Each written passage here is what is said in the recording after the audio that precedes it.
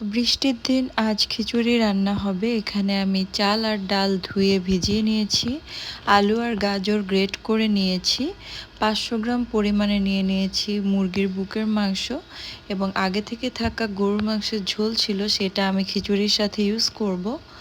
আসসালামু আলাইকুম এভরিওয়ান, কেমন আছেন সবাই? আশা করি সবাই অনেক ভালো আছেন।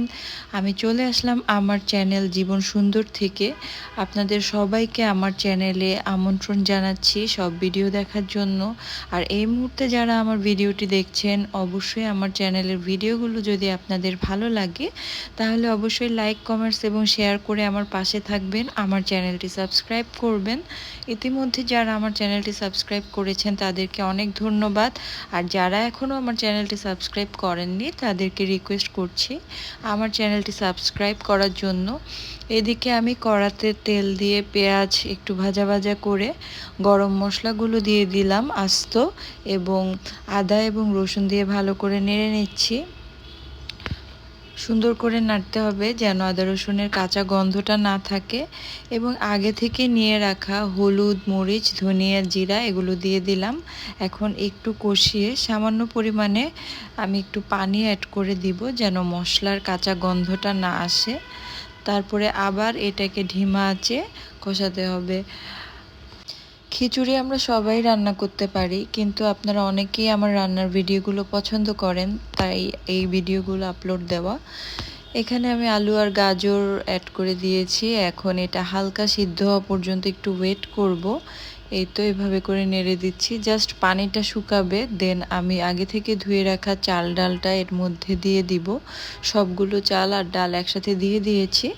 এখানে আমি ডালের পরিমাণটা একটু বেশি নিয়েছি, কারণ ডাল খিচুড়িতে বেশি হলে তাহলে খিচুড়ি খেতে অনেক মজা হয়। বাংলাদেশের 80% বাড়িতেই বৃষ্টির দিনে ডাল আর খিচুড়ি রান্না হয়।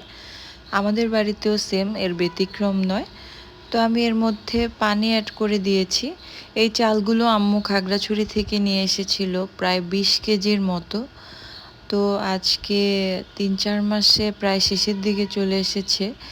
তো শুরুর দিকে চালগুলো আমি রান্না করতে পারতাম না, এখন মোটামুটি শিখে গেছি।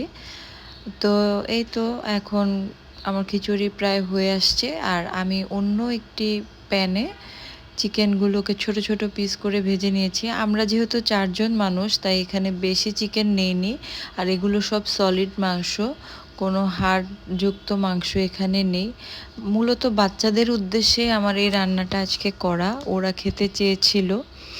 তো ভেজে সব কিছু তুলে সেই ফ্রাই প্যানে আমি মুরগিটা বসিয়ে দিচ্ছি। আর এদিকে আমার খিচুড়ি হয়ে গেছে ঝড়ো দিনে ঝরঝরা খিচুড়ি। খিচুড়িটা আসলেই অনেক ঝরঝরা যেমন হয়েছিল, খেতেও কিন্তু অসাধারণ হয়েছিল। আমার মেয়ে সাফা সে খুব পছন্দ করেছিল।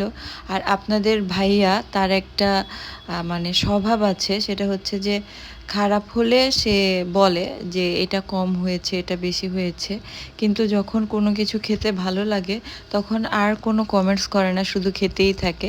তখন আমি জিজ্ঞেস করি যে কেমন হয়েছে, তখন বলে খারাপ হলে তো বলতামই। তো যাই হোক, আমি এখন চলে আসলাম চিকেন ভুনা করছি এই যে এখানে। তো মশলাটা ভালো করে কষিয়ে অল্প একটু পানি দিয়ে দিচ্ছি। আমি আবারও বলি, যারা এই মুহূর্তে আমার ভিডিওটি দেখছেন তারা অবশ্যই লাইক, কমেন্টস এবং শেয়ার করে আমার পাশে থাকবেন। আর আমার কোন ধরনের ভিডিওগুলো আপনাদের ভালো লাগে কাইন্ডলি জানাবেন। আর আমার চ্যানেলটি সাবস্ক্রাইব করবেন। যারা ইতিমধ্যে আমার চ্যানেলটি সাবস্ক্রাইব করেছেন তাদেরকে অনেক ধন্যবাদ। যারা এখনও চ্যানেলটি সাবস্ক্রাইব করেননি তাদেরকে রিকোয়েস্ট করছি আমার চ্যানেলটি সাবস্ক্রাইব করার জন্য। আমার চিকেন তরকারি কিন্তু প্রায় হয়ে এসেছে, এখন আমি নামিয়ে নিব। রান্নার ঠিক এই সময় এসে আমার ছোট ননদ ফোন দিয়ে বলেছিল একটা দুঃসংবাদ, সেটা হলো আমার মেজো মামি শাশুড়ি অ্যাক্সিডেন্ট করেছে। তো অনেক খারাপ লাগছিল শুনে। আসলে দেখতে যাব মামি কোথায় আছে, কোথায় অ্যাডমিট আছে, খবরগুলো জানতাম না। তো রান্না শেষ করে ভেবেছিলাম ওদের বাসায় যাব। আমার রান্না শেষ, এখন হচ্ছে বাচ্চাদেরকে আমি সার্ভ করছি খাওয়ার জন্য। আমি সব সময় আমার রান্না শেষ করে সবার আগে খিচুড়ি বেড়ে আমার বড় মেয়েকে দিই।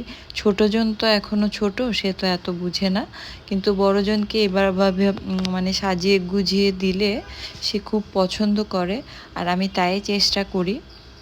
এই তো শুরুতেই আমি সাফার জন্য খিচুড়ির প্লেট রেডি করছি। সবার আগে ওকে দিব, তারপর সায়রাকে দিব, দেন ওর বাবাকে। আজকে ঈদে মিলাদুন্নবীর বন্ধ ছিল, তাই সাফার বাবা আজ বাসায়। খুব কম সময়ই সৌভাগ্য হয় যে আমরা দুপুরবেলা একসাথে পরিবারের সবাই খাওয়া দাওয়া করতে পারি। এই তো সবাই খাওয়া দাওয়া করছি, এরপর আমি সাফাকে নিয়ে পড়তে বসিয়েছি, কারণ কালকে ওর ম্যাথ সিটি পরীক্ষা ছিল। এর মধ্যে ওর পড়া শেষ করতে করতে অনলাইন থেকে একটি পার্সেল আসলো, জুনিয়র বাদাম শেক। এটা আমি সায়রা মুনির জন্য অর্ডার করেছিলাম, ট্রাই করার জন্য যে ও আসলে খায় কিনা, লাইক করে কিনা। এখানে অনেক ধরনের মিক্সড বাদাম দিয়ে এটা তৈরি। অ্যারাবিয়ান ফুড থেকে আমি বাদাম শেকটা অর্ডার করেছিলাম, বাট ও কেনার আগে মানে যতটা এক্সাইটেড ছিল, কেনার পরে সে তত মানে খাওয়ার জন্য তত এক্সাইটেড ছিল না। আসলে সে এটা পছন্দ করেনি, কি আর করা। সন্ধ্যায় ওদেরকে নুডলস খেতে দিলাম।